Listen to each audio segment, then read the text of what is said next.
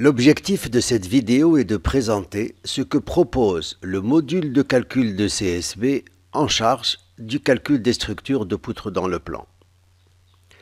Pour cela, on précisera comment est définie une structure en termes de géométrie, d'appui et de chargement, puis on décrira les différents résultats que ce module fournit pour les calculs d'équilibre, de vibration et de flambement. Les points sont définis par leurs coordonnées dans le repère global de la structure noté grand X et grand Y. Ils sont symbolisés par des petits carrés bleus et automatiquement numérotés. Les sections utilisables pour déclarer les poutres sont proposées dans une table. Une liste de sections est donnée par défaut. Mais il est possible d'y ajouter des sections importées du catalogue de sections ou bien des sections que l'utilisateur a préalablement calculées à l'aide du module de calcul de section. Il est à noter que dans ce module, seules les sections homogènes isotropes sont utilisables. La déclaration d'une poutre utilise les numéros de ses deux points extrémités, les deux types de liaisons aux extrémités, le choix d'une section et de son orientation pour la flexion.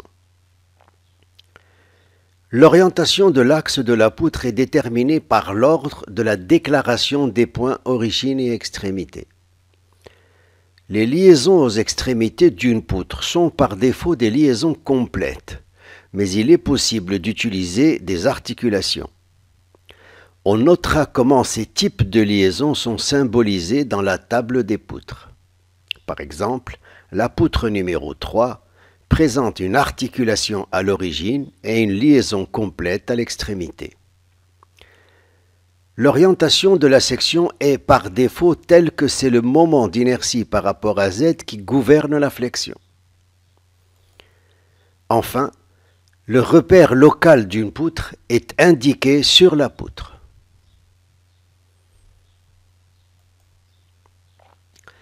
Il est utile ici de préciser comment doivent être déclarées les liaisons des poutres pour simuler correctement leur assemblage. Celui de gauche concerne deux poutres soudées. Cet assemblage est déclaré par trois poutres qui aboutissent par des liaisons complètes au nœud d'assemblage. Celui du milieu concerne une poutre articulée sur une autre. Cet assemblage est déclaré par un nœud autour duquel les poutres 1 et 2 sont en liaison complète et la poutre 3 est jointe par une liaison articulée. Celui de droite relie par articulation une diagonale à deux poutres soudées. Cet assemblage est simulé par trois poutres en liaison complète et la diagonale est jointe par une articulation. Pour les conditions d'appui de la structure, la déclaration des appuis nécessite deux étapes.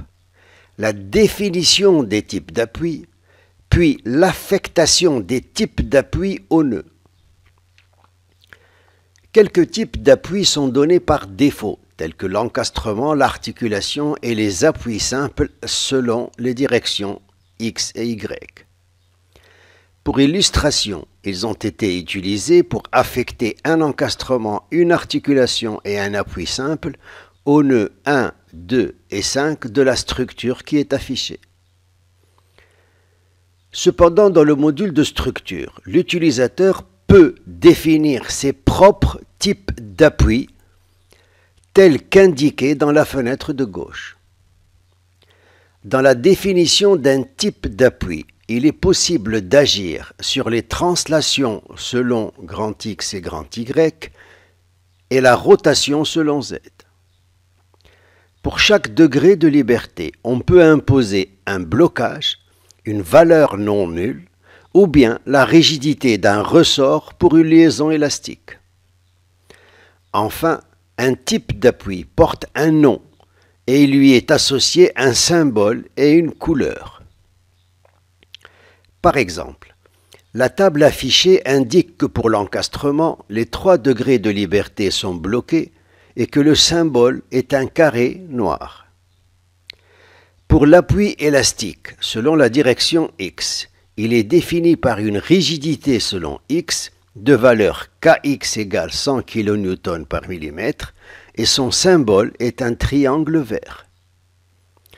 On retiendra donc pour les conditions d'appui que quelques types d'appui sont prédéfinis, mais que l'utilisateur peut en définir d'autres comme il l'entend et les représenter comme il le souhaite. On en vient maintenant au chargement de la structure. Il peut s'agir de chargement de nœuds ou de chargement de poutres. Les chargements nodaux sont de type force et couple. La force est représentée selon les valeurs de ses composantes, mais un couple est représenté toujours selon Y, et il est négatif s'il est orienté vers le bas. Pour le chargement des poutres, il est possible d'imposer à chaque poutre un nombre illimité de charges concentrées ou réparties de type force ou couple. Les actions réparties sont de type uniforme ou linéaire. Les forces sur les poutres peuvent être déclarées dans le repère local ou global. Enfin, il est possible d'imposer à une poutre un gradient de température entre les faces inférieures et supérieures de la poutre. Dans le module de structure, le chargement est toujours déclaré par cas de charge. Parmi les cas de charge, il y a 3 cas particuliers de cas de charge. Le poids propre, la variation de température pour la structure, elle est par exemple ici de 30 degrés, un ensemble de gradients de température sur certaines poutres de la structure, ici par exemple les poutres 2 et 4. Par ailleurs, on peut déclarer un nombre illimité de cas de charge quelconque, où chaque cas quelconque est défini par une distribution quelconque de chargement sur la structure, c'est-à-dire sur les nœuds et sur les poutres. Chaque cas de charge est identifié par son nom. Celui qui est affiché a pour nom mon cas 1. Un dernier type de cas de charge est celui correspondant au type dénommé presse. Il ne s'agit pas de l'action d'une pression, mais de l'action d'une force surfacique. Ce type de chargement permet d'imposer en une seule opération une même force uniforme sur un ensemble de poutres. Cela permet, par exemple, de simuler un vent ou le poids d'une dalle qui serait reprise par un ensemble de poutres. Par exemple, le chargement latéral sur les poutres 1, 2 et 3 de la structure est déclaré de la manière suivante. On sélectionne les poutres 1, 2 et 3. On déclare les composantes de la force surfacique, ici 1,5 kN par mètre carré selon l'axe X. Puis on donne la surface d'action de cette force surfacique, qui est ici de 20 mètres carrés. Que fait le logiciel avec ces données? Le logiciel multiplie la force surfacique par la valeur de la surface et distribue la force obtenue de manière uniforme sur les poutres 1, 2 et 3. De la même manière, l'action sur les poutres 4, 5 et 6 peut être générée par le cas de charge précisé à droite.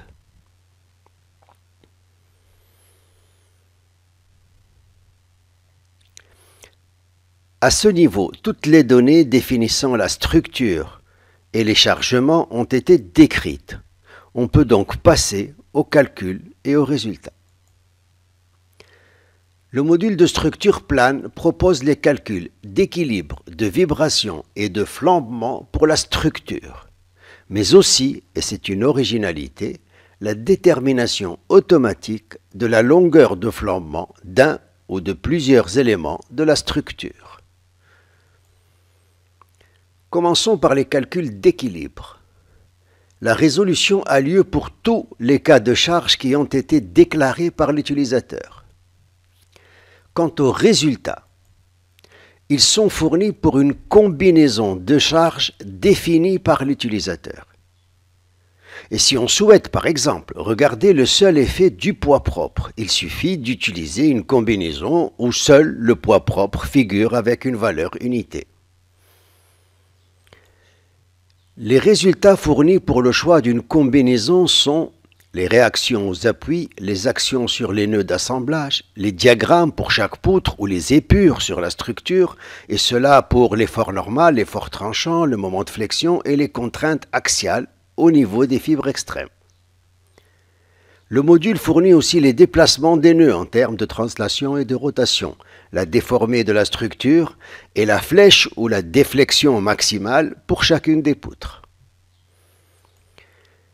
Par ailleurs, il est possible, pour n combinaisons de charges déclarées par l'utilisateur, d'obtenir pour chaque poutre les enveloppes de l'effort normal, de l'effort tranchant, du moment de flexion et des contraintes aux fibres extrêmes. C'était l'essentiel des résultats fournis pour la statique. Pour le calcul des vibrations de la structure, il est possible de calculer les premiers modes de vibration libres ou bien les premiers modes de vibration autour d'un état chargé. On entend par état chargé le chargement correspondant à une combinaison de charges définie par l'utilisateur. Il est demandé pour le cas affiché de calculer les deux premiers modes de vibration libres. Le résultat fournit pour chacun des modes la valeur de la fréquence qui lui est associée.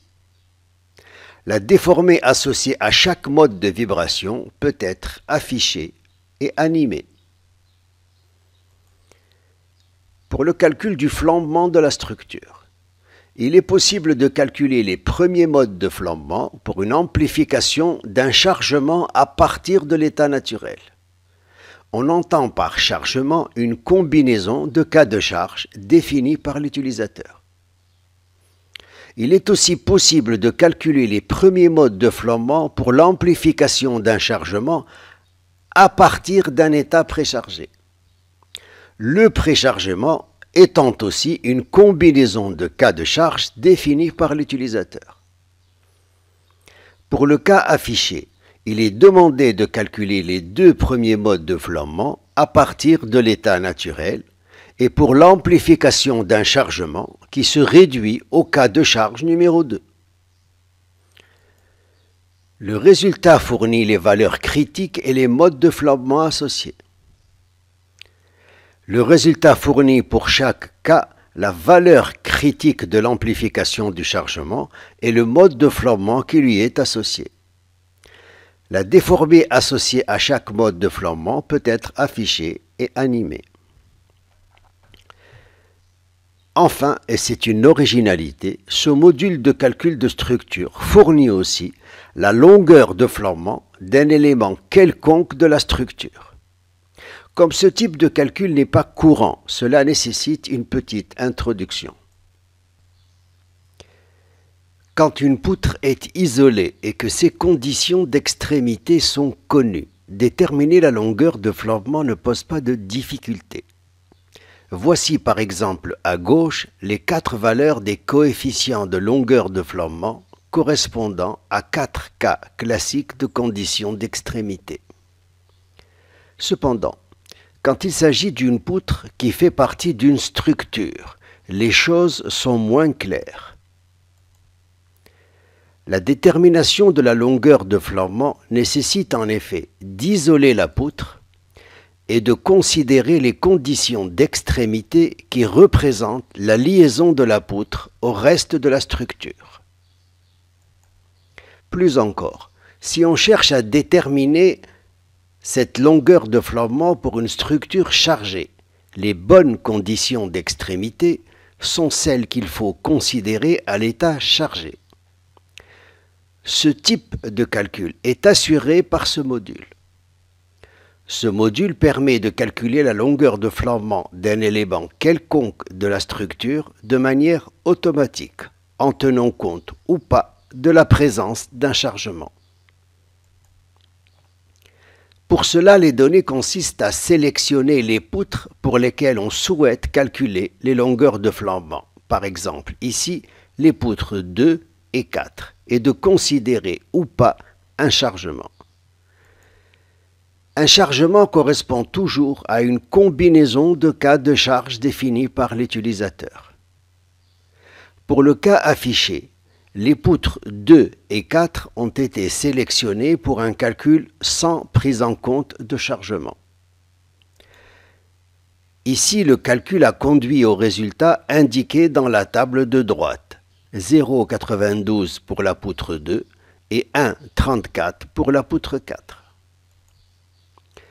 Un dernier point avant de conclure. La détection des mécanismes éventuellement présents dans la structure. Dans ce module, un calcul d'équilibre n'est lancé que si la structure ne comporte pas de mécanisme.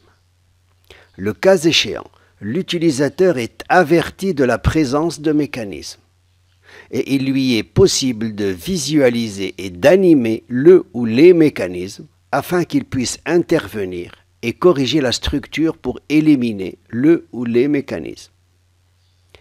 Par exemple, les deux structures affichées présentent chacune un mécanisme évident indiqué en rouge. En fait, un mécanisme correspond à un mode de vibration à fréquence nulle. Donc pour voir les mécanismes, il suffit de lancer le calcul des premiers modes de vibration naturelle de la structure et de visualiser ceux à fréquence nulle.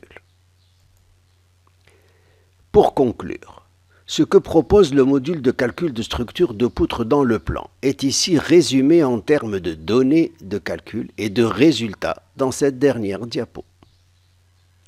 On retiendra que ce module offre tout ce qu'on est en droit d'attendre d'un calcul de structure dans le plan, avec deux originalités.